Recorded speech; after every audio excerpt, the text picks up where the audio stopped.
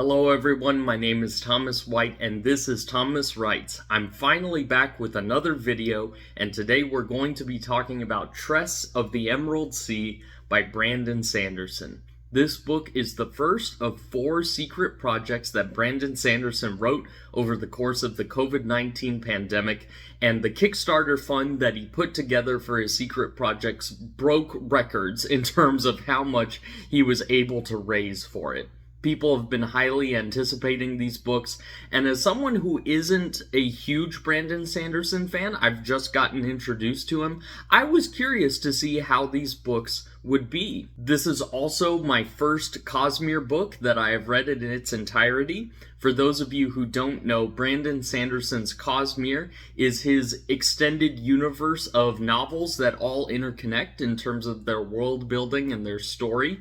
Kind of think of it as the book equivalent of the MCU. I was a little worried at first going into it with this being my first Cosmere book because I knew that I wasn't going to be able to get all of the references that were being made.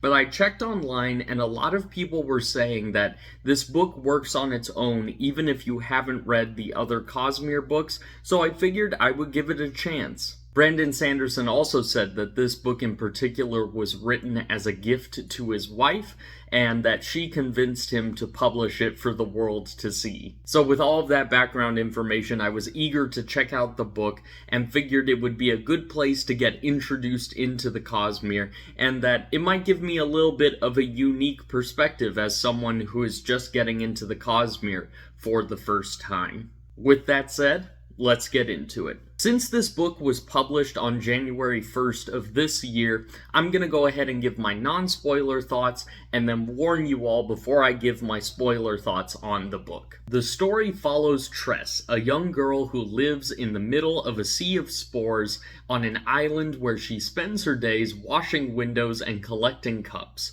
But when the man that she loves is kidnapped by a powerful sorceress, she goes on a quest to save him by stowing away on a ship full of pirates. In terms of the premise, the book covers very familiar territory for the fantasy adventure genre, but what makes this book stand out so much is the way that it is executed. Firstly, the setting. The setting of the book is very unique in that it blends elements of both fantasy and sci-fi. Brandon Sanderson said that his primary inspiration for the look and the setting of the world was the process of fluidization, where small granular particles are made into a fluid-like substance by gas being emitted from beneath them. This is a real process that you can see in various parts of the world. And so with this process, he came up with the idea of what if you had, instead of oceans of water, oceans of spores, that when water touches them,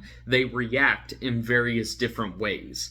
It's such a weird and out there concept, but the way Brandon Sanderson presents it is so unique and interesting. The story world of the book presents different seas of spores, and each type of spore reacts to water in a different, unique way. In a way, it is a kind of magic system, but it is never called as such. And as per Brandon Sanderson's writing style, he does a great job of explaining the system that he has created with the spores, but he never does so in a way that feels overbearing to the reader. Rather, he peppers the story with little bits of exposition, and as different plot points come up, it gives him an opportunity as an author to more thoroughly explain the system that he has built around this process.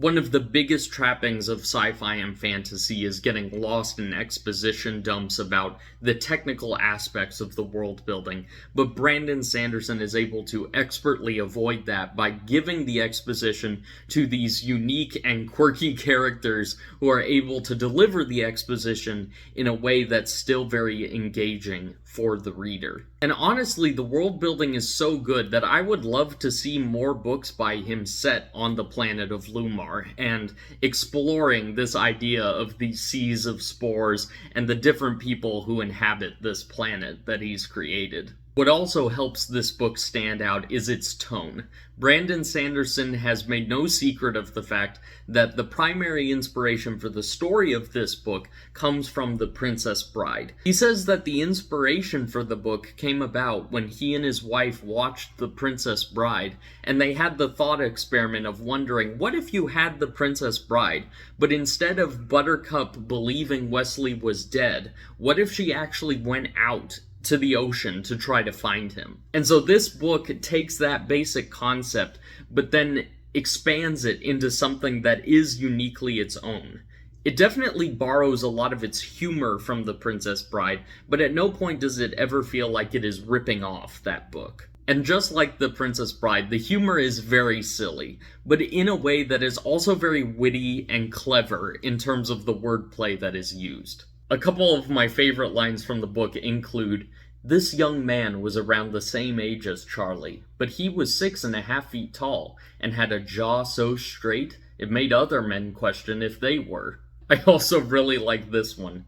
"I'd wished I'd said it earlier, so I'm going to say it now, although it's probably a terrible time for it. I love you." "I feel the same way," he said. "I love you too."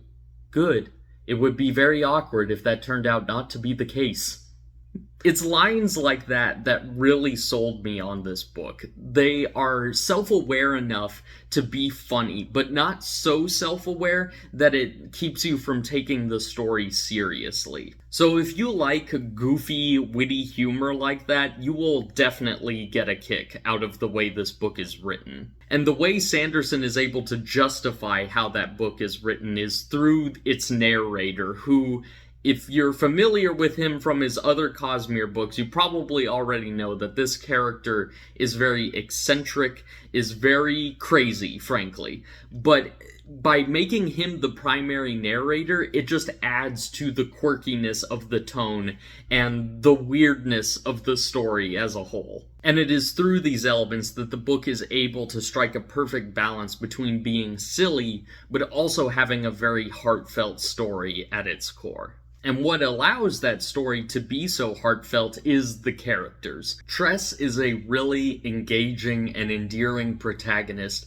because, unlike the protagonists of a lot of other fantasy adventure stories, the author sets out to make it clear that Tress has no skills that are relevant to the journey that she's on. It immediately sets her up as an underdog, and so you are with her the whole way as she's trying to navigate working amongst these pirates, as she's learning all these things about the Spore Seas and the world and how everything works. She functions perfectly as an audience avatar for us to be able to discover how the world works. And we as readers tend to sympathize with characters who are out of their depth and are trying to figure things out. That's a very relatable position that I think all of us have been in on some level or another.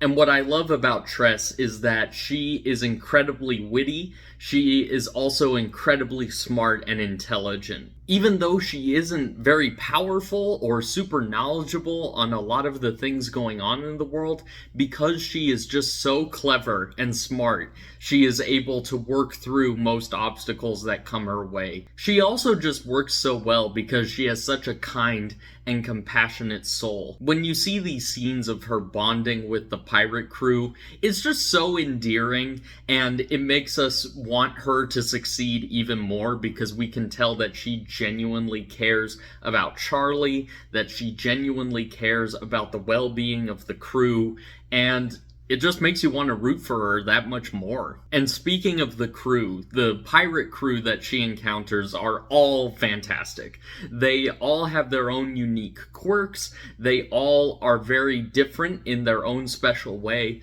and all of them have their own personal journeys that they have to overcome through the course of the story. But these never feel like side quests. All of them feel like they add to the world building and the overall narrative. And by the end of the book, all of the members of the crew play a critical role in how the events of the story unfold. And without spoiling anything, this book has some really good twists hidden at the very end, and I thought the conclusion was very appropriate for the kind of story that was being told. Now I'm going to go ahead and touch on a couple of spoilers for the book, so if you don't want to be spoiled for Tress of the Emerald Sea, go ahead and skip ahead to the time code that I've listed below. One of the things I loved the most about this book was how it incorporated sci-fi technology very naturally into its fantasy world, because when I first saw that Fort had a tablet that interpreted what he was saying for all the members of the crew to see, I just assumed it was an actually magical board.